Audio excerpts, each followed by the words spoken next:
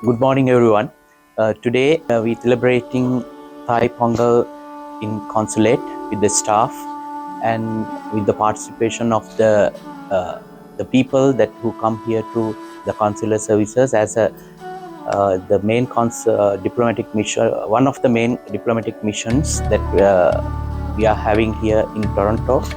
In addition to our High Commission, we cater a bigger community based in Greater Toronto area, providing more facilities, various consular services. We thought of just give our message, goodwill message, the New Year message for the Hindus, mainly the majority of our community are Hindu community here. So through this religious and more ceremonial approach, we bless all our community. Happy New Year, Happy Pongal, and also this is our recalling of our moral commitment to the greater or better public service, especially to meet and resolve many administrative and consular issues of our community. Thank you. Vanakkam.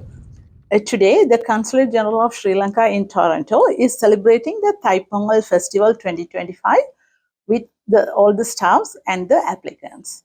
And on this auspicious day, we would like to give you all more information about the consular services which is conducted by our Consulate General of Sri Lanka in Toronto.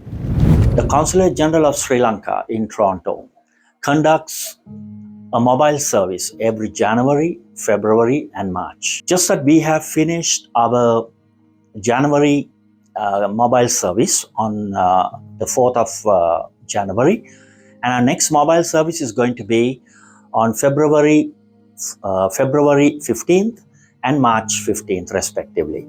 So this invitation is to all the Sri Lankan pensioners living in Canada to come over to number 10 Thornmount Drive in Scarborough. That's in the Morningside and Shepherd area. And if you go to our website, www.torontoslcg.org, you'll be able to see all the details which have been posted. So that being said, I would like to remind everybody that the deadline is going to be 31st of March 2025.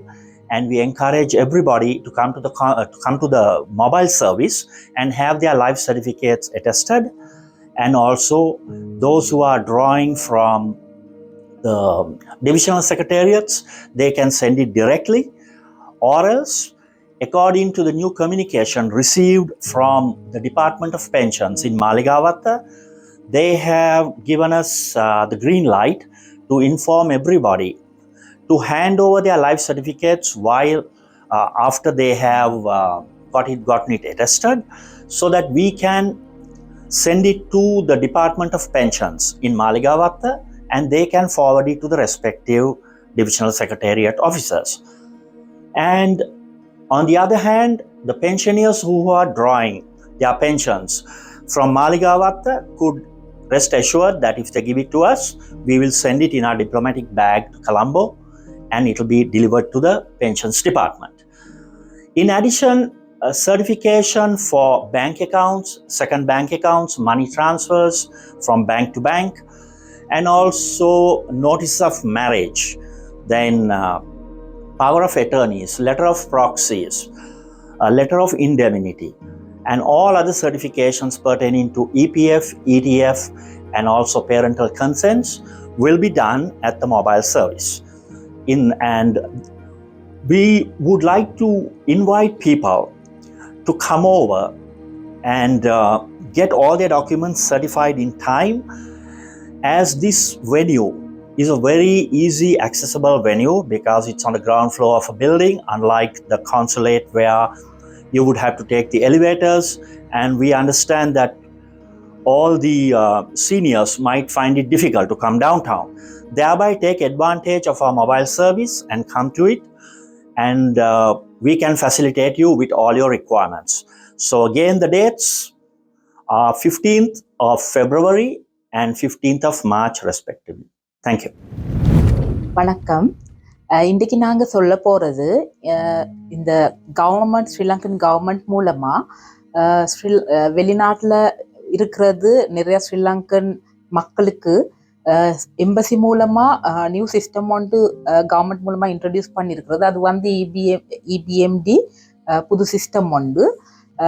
இதுக்கு முதல் வெளிநாட்டில் இருக்கிறது எல்லாருக்கும் அவங்களோட birth, marriage, death certificate வெளிநாட்டில் இல்லைன்னா அது வந்து ஸ்ரீலங்காவில் இருக்கிறது டிவிஷனல் செக்ரட்டரி மூலமாக தான் எடுக்க வேணும். ஆனால் இப்போ இந்த கவர்மெண்ட் இன்ட்ரடியூஸ் பண்ணது நியூ சிஸ்டம் மூலமாக அது பர்த், மேரேஜ், டெத் அதுகள் எங்களோட எம்பசி மூலமாக வந்து யாருக்கு சரி எடுக்கலாம். அது எடுக்கிறதுக்கு நீங்கள் உங்களோட பழைய எது சரி பர்த், மேரேஜ், டெத்தில் பழைய பர்த் சர்டிஃபிகேட் எது சரி அந்த சர்டிஃபிகேட் இருந்தேன்னா எங்களுக்கு கொண்டு வந்து கொடுத்தேன்னா உங்களுக்கு ஒரு 2 minutes மூலமாக எங்களுக்கு எடுத்து கொடுக்கலாம். அதுக்கு ஒரு $30 கனேடியன் தான் நாங்கள் எடுக்கிறது.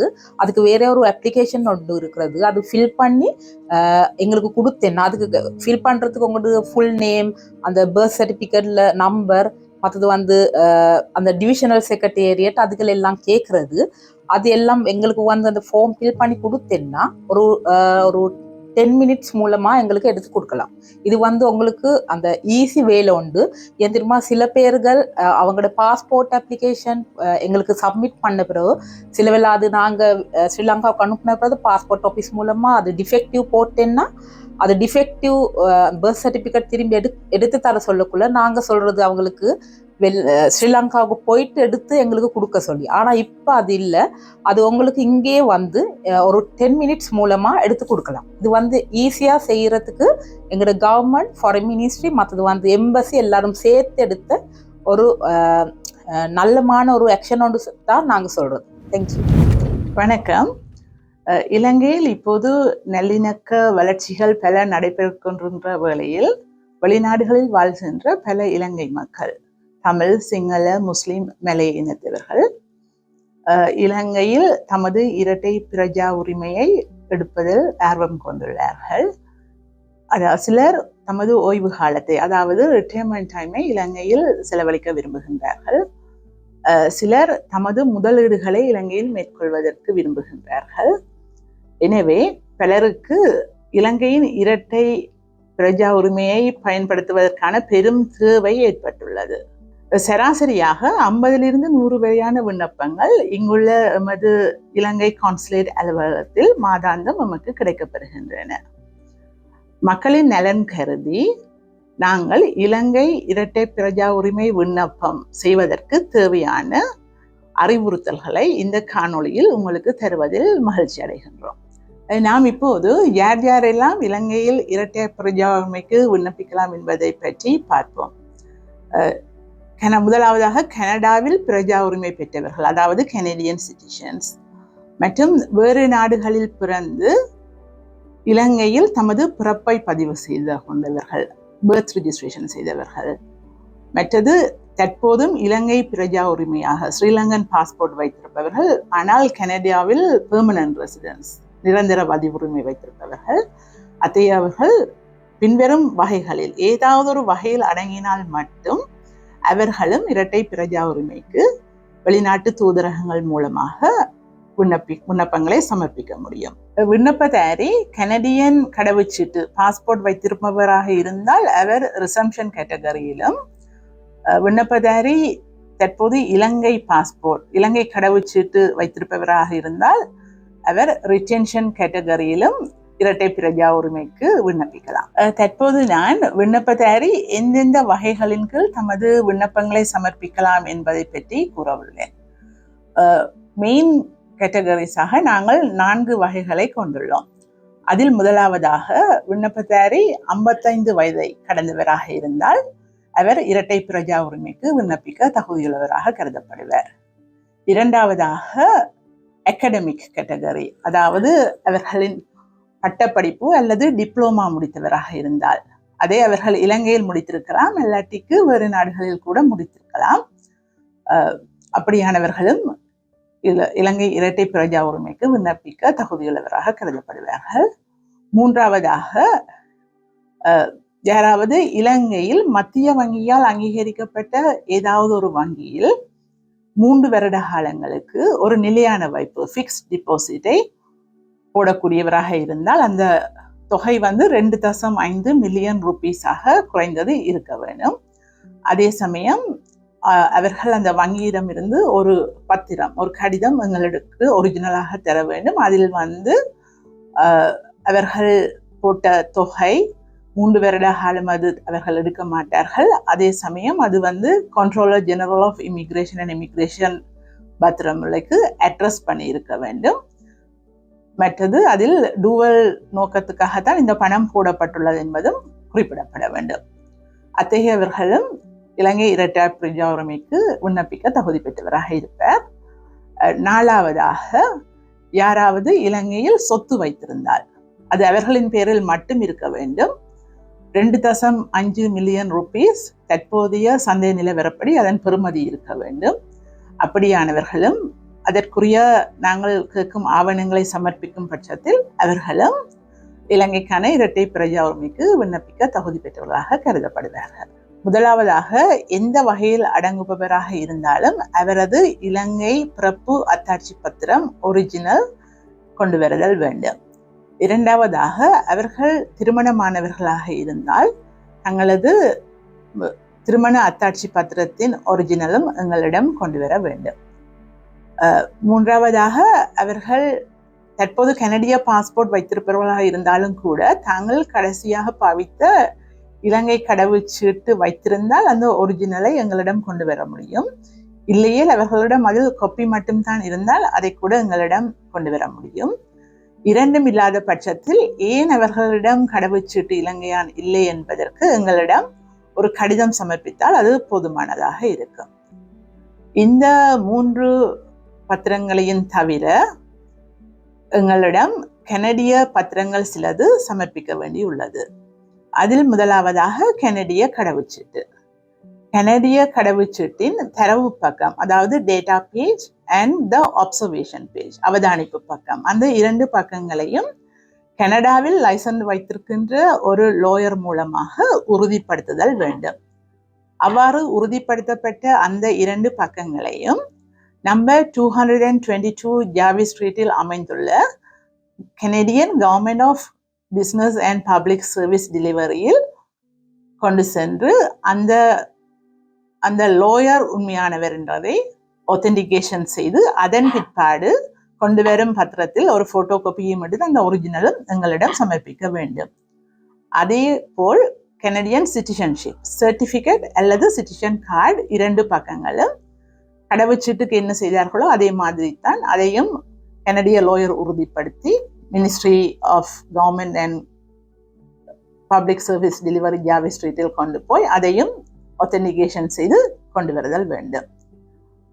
திருமணமானவர்கள் அல்லது யாரா இருந்தாலும் சரி பிறப்பு அத்தாட்சி பத்திரத்தில் இருந்து அவர்கள் பேரில் ஏதாவது மாற்றம் ஏற்பட்டிருந்தால், ஏதாவது ஸ்பெல்லிங் வித்தியாசங்கள் இருந்தால் அவர்கள் கனடிய லோயர் மூலமாக ஒரு அஃபிடேவிட் முடித்து அதையும் ஜாவி ஸ்ட்ரீட்டில் கொண்டு போய் ஒத்தென்டிகேஷன் செய்து எங்களிடம் கொண்டு வருதல் வேண்டும்.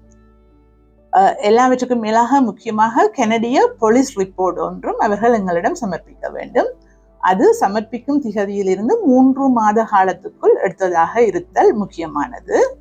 இத்தகைய போலீஸ் ரிப்போர்ட்டை அவர்கள் ஆன்லைனில் எடுத்தால் அதுவும் லோயர் ஒரு மூலம் ஒத்தென்டிகேஷன் செய்து அகெயின் ஜாவி ஸ்ட்ரீட்டில் கொண்டு போய் லோயரை ஒத்தென்டிகேட் பண்ணி எங்களிடம் கொண்டு வந்து சமர்ப்பிக்க முடியும்.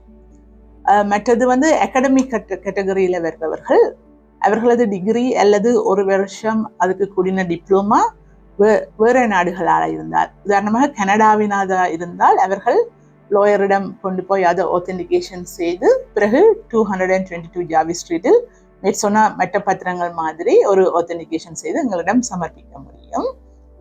அவர்களது டிகிரி அல்லது டிப்ளமா இலங்கை கனடா தவிர வேறு நாடுகளில் பெற்றுக்கொண்டால் அதை அந்தந்த நாடுகளின் கான்சுலேட் அலுவலகத்தில் கொண்டு போய் ஒத்தென்டிகேஷன் செய்து அதை அவ்வாறே எங்களிடம் கொண்டு வரலாம். ஆகவே இவ்வாறு இத்தகைய எல்லா வகைகளிலும் ஏதாவது ஒரு வகையில்